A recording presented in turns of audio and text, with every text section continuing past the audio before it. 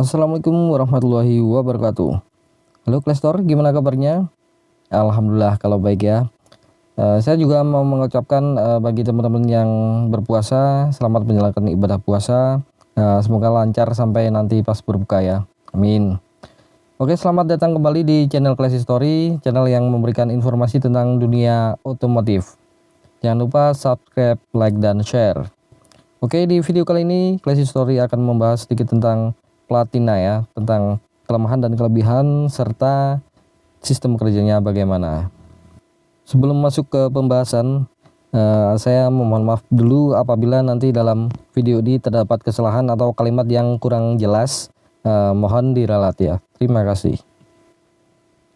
Platina merupakan salah satu bagian di dalam sistem pengapian konvensional. Umumnya mobil-mobil keluaran 70-an sampai 90-an masih menggunakan sistem ini. Fungsi platina adalah untuk memutus dan menghubungkan arus listrik dari kumparan primer coil pengapian ke massa. Jadi secara teknis saat platina menutup itu menghubungkan arus listrik. Jadi saat mesin mobil menyala, otomatis knock distributor juga berputar. Nah, saat knock distributor itu tidak menekan tumit ebonit platina, bagian tersebut akan tertutup. Penutupan platina ini membuat arus listrik dari kumparan primer coil terhubung ke massa dan pada akhirnya terbentuk medan magnet pada kumparan primer coil. Kemudian saat platina membuka atau memutus arus listrik ya, knock distributor akan berputar sekaligus menekan tumit ebonit platina. Kemudian platina akan membuka sehingga daya listrik dari kumparan primer coil yang akan menuju ke massa terputus. Pemutusan arus listrik secara tiba-tiba dan cepat akan memunculkan induksi listrik di kedua kumparan coil pengapian. Hasilnya induksi listrik yang ada dalam kumparan primer coil akan diserap oleh kondensor. Sementara itu induksi listrik dari kumparan sekunder coil disalurkan ke busi sehingga menghasilkan percikan bunga api. Biasanya induksi listrik dari kumparan sekunder bisa mencapai 20.000 volt. Nah, seperti itu sistem kerja platinanya. Tapi sebelum kita membahas kekurangan dan kelebihannya, mungkin video kedepannya saya bahas tentang CDI dan TCI ya. Terus mendingan mana sih antara CDI, TCI, dan platina? Mungkin saya upload di video berikutnya. Oke, kita masuk ke kelebihan dan kekurangan platina.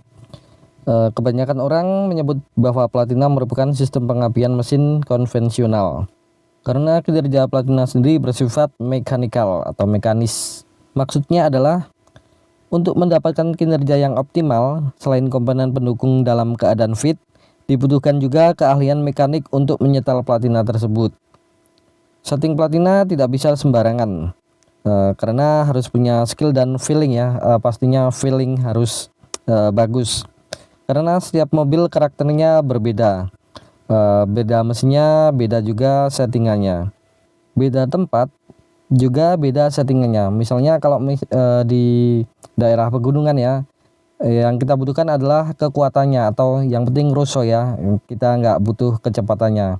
Tapi kalau misalnya di jalan datar, yang hidup maksudnya yang mobil di dalam kota atau yang datar, otomatis kita nggak perlu atau tidak terlalu membutuhkan tenaga yang besar, yang penting bisa cepat. Nah, mungkin settingannya bisa berbeda karena satu mobil atau satu merek saja, bahkan mobil yang sama kalau misalnya beda pengemudinya itu bisa beda settingannya karena platinnya bisa disesuaikan dengan selera.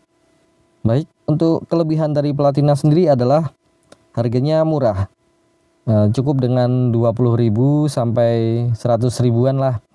Itu tergantung merek juga kualitasnya, tergantung bengkel atau penjualnya juga, harganya beda-beda ya. Tapi rata-rata yang bagus itu 70 sampai 100-an. Untuk kelebihan yang kedua adalah mudah didapat. Ya mungkin nggak cuma di online ya, di toko-toko lokal kebanyakan spare part mobil itu yang jual spare part mobil biasanya pasti menyediakan platina. Untuk kelebihan yang ketiga, penggantiannya mudah.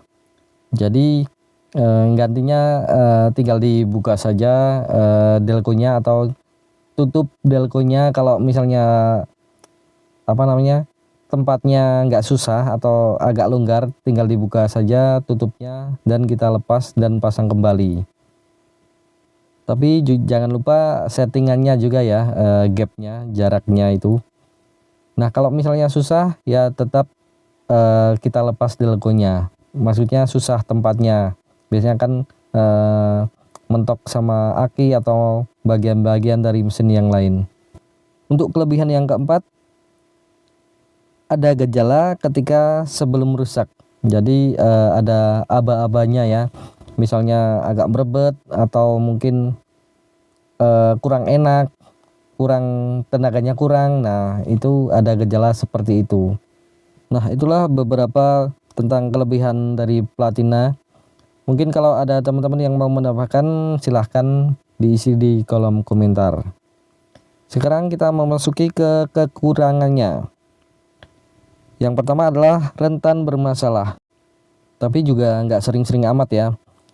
Kadang kita pas bepergian jauh, nah itu kadang setelannya atau settingannya berubah, atau kita geber-geber atau buat yang buat menyiksa mesin. Nah itu mesin mobil, misalnya kita di pegunungan terus kita bejek-bejek gas terus, nah itu bisa jadi merubah settingan, jadi nanti kurang enak atau geser gitu ya. Dan seiring berjalannya waktu, Platina juga memerlukan perawatan, misalnya kontak Platina kotor atau biasa disebut ngupil ya, atau Platina sudah mulai habis.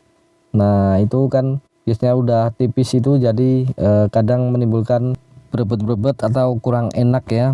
Jadi kita dalam perjalanan itu tidak seperti biasanya. Untuk kelemahan yang berikutnya, jika settingan tidak pas akan mengakibatkan berebet dan boros BBM ya kan. Kayak karburator juga seperti itu ya, kalau misalnya settingannya kurang pas, tarikan berat, loyo juga BBM akan boros. Tapi kalau tenaganya oke, sip-sip saja ya. Tapi kalau sudah boros tapi loyo, nah itu kan bikin kesel ya. Sudah boros, loyo, nah jadi dompet kita yang kempot atau menipis gara-gara BBM-nya boros.